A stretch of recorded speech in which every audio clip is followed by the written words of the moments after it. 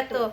Perkenalkan, nama saya Nur Anggreni dengan NIM 50200124007 dan rekan saya Nurul Kobi Suciati dengan NIM 50200124022.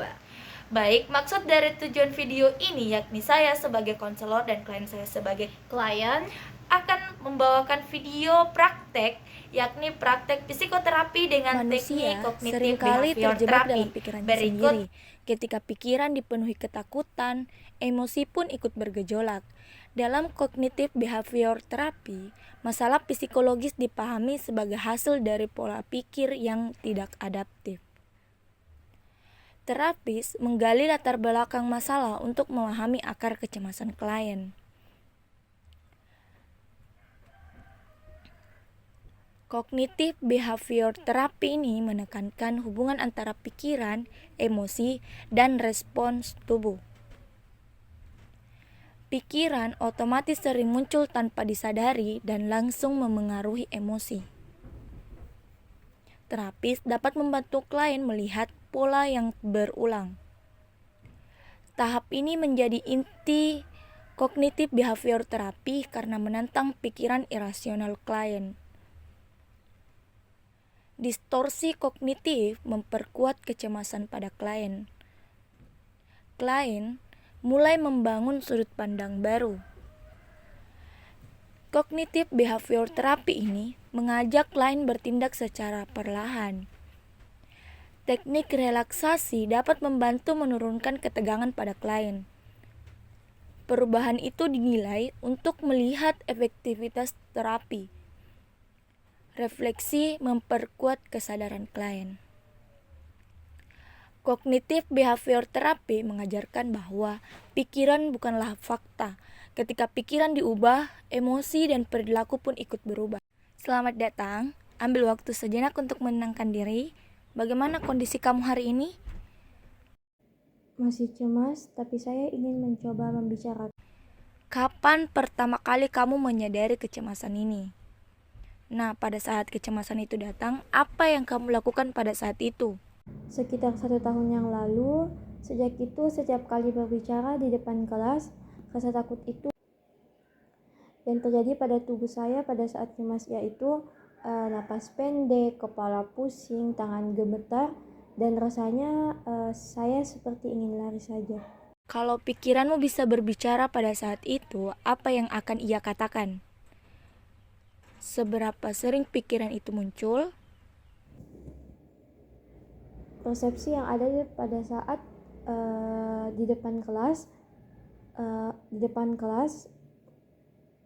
pikiran itu berbicara seolah-olah mengatakan kamu tidak cukup baik, kamu akan mempermalukan diri sendiri. Saat pikiran itu muncul, apa yang akan kamu lakukan? Dan setelah kamu menghindarinya? Dan setelah menghindar yang ada di pikiran saya merasa aman, tetapi hanya sesaat dan selanjutnya akan menyesal lagi. Tidak ada bukti nyata, hanya perasaan dan pikiran saja yang berada dalam situasi tersebut. Kamu menyimpulkan semuanya dari satu kejadian buruk. Itu disebut dengan overgeneralization. Itu disebut dengan catastrophizing. Bukti sebaliknya itu ada. Saya lulus mata kuliah ini dengan nilai yang baik. Coba rumuskan pikiran yang lebih adil untuk dirimu. Nah, apa atau bagaimana dampaknya?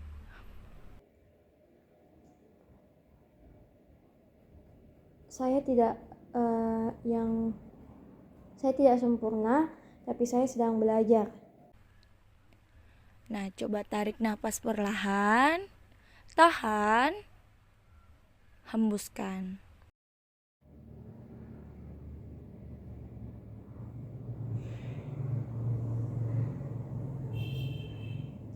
Tubuh saya terasa lebih ringan dan pikiran saya terasa lebih sehat.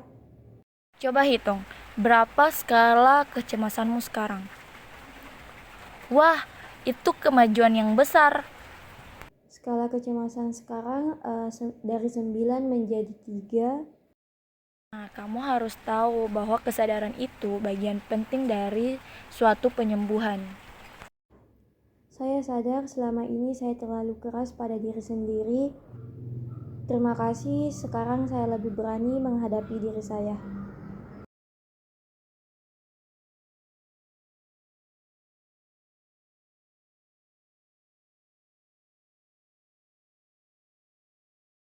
Sekian video dari kami, lebih dan kurangnya mohon dimaafkan. Adapun semoga dengan praktek yang kami berikan dapat membawakan ke teman-teman atau memberikan contoh kepada teman-teman di lingkungan kampus. Sekian, lebih dan kurangnya mohon dimaafkan. Wassalamualaikum warahmatullahi